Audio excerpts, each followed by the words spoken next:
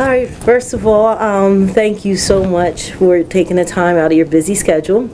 I am very honored to be interviewing someone like yourself. First of all, with Urban Celebrity Magazine, we are Philly's #1 hip-hop culture magazine and lifestyle magazine as well. And although we are, hip-hop, we do cover various aspects, not just the music. We cover all elements.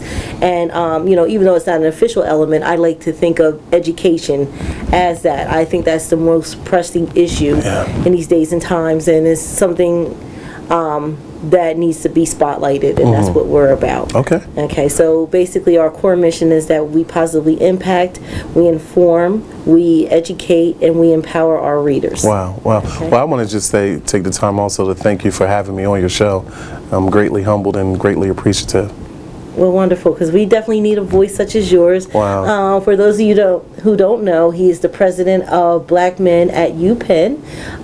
He is has his master's in social work, and he's been active ever since. Like, wow. Yeah.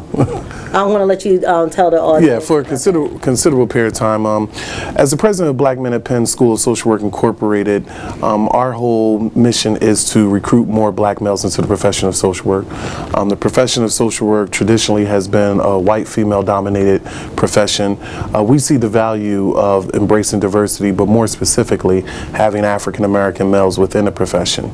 We also recognize that those spheres of influence where there's sometimes some challenges in the community, whether it be in school, whether it be in prisons, whether it be in community, if we can put trained social workers in these different places to really speak back to some of the scars and suffering that young black and Latino males are going through, that it will prove to have some positive outcomes. And so we recruit black males into the profession of social work.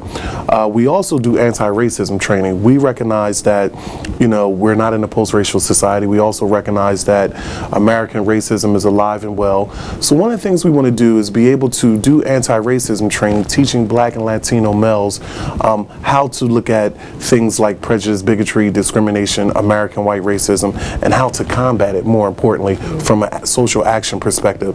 And lastly, we do a lot of violence prevention intervention, getting young African American males and Latino males to Lynn Paul's conflict resolution, conflict mediation, and intervening at a time where the conflict doesn't have to spill over to black on black crime.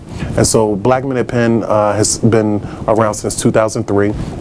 We've also done some work internationally. 5 weeks after the earthquake in Haiti, we were asked by the United Nations and the Bill Clinton Foundation to go over to Haiti to provide some trauma counseling.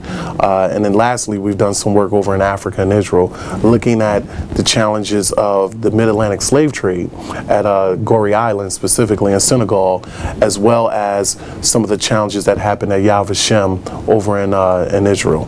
And so, all black males who come through the School of Social Work are members of Black Men at Penn. And we're just delighted to have a cadre of committed African American males and just black males in general just pledging themselves to give back to the community. Okay.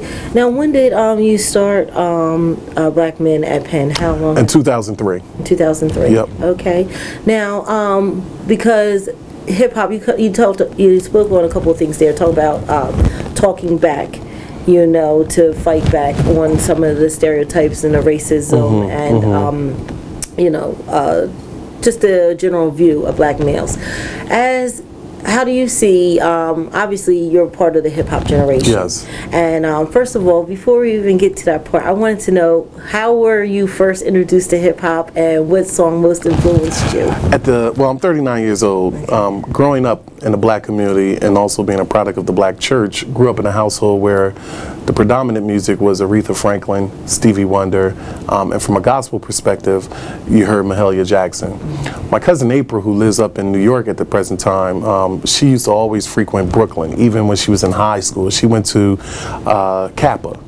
And a close colleague of hers when she was in high school was Tyreek Trotter, Black Thought. Yes. And so she used to always play De La Soul, she used to always play Tribe Called Quest, she would always play KRS-One, and she would always play Public Enemy. And I used to always think, like, why are you playing that music? We're not allowed to listen to this music in our household. And she would always say, like, this is socially conscious. So the first album I actually heard was Rock This Funky Joint. Okay. And I think that was by PRT. Yeah, Poor Righteous Teacher. And it was something that, you know, just resonated with me as they were talking about some of the things from a socially conscious perspective. And then from that, I went to KRS-One. You know, and just listening to KRS-One and listening to his lyrics, I was just like, wow. So I fell in love with hip hop right around that time where we had the convergence of Public Enemy, KRS-One, and that socially conscious hip hop. And then I lived in Los Angeles from, you know, for a period of time, and so was introduced to NWA. You know, and NWA spoke back to our existence and our scars and suffering from a whole different perspective. You know, the cops were racist. The cops were beating us down for no apparent reason. And so when NWA comes on and they say, you know, fuck the police, and I said it with an attitude, you know, it really just spoke to, you know, some of the challenges that I witnessed, but I couldn't make sense of it. You know, just like some of the things that KRS-One talked about, I couldn't make sense of it in my existence. But, you know, the more and more I grew up, in the culture of hip hop, and the more that I would go to New York and I would see the breakdance and I would see, you know, the beatboxing, you know, it became something where I was just like, oh wow, this is a powerful art form, and it gave us a safe space to, you know, share our narrative, absent and void from the adults who might have been critiquing us.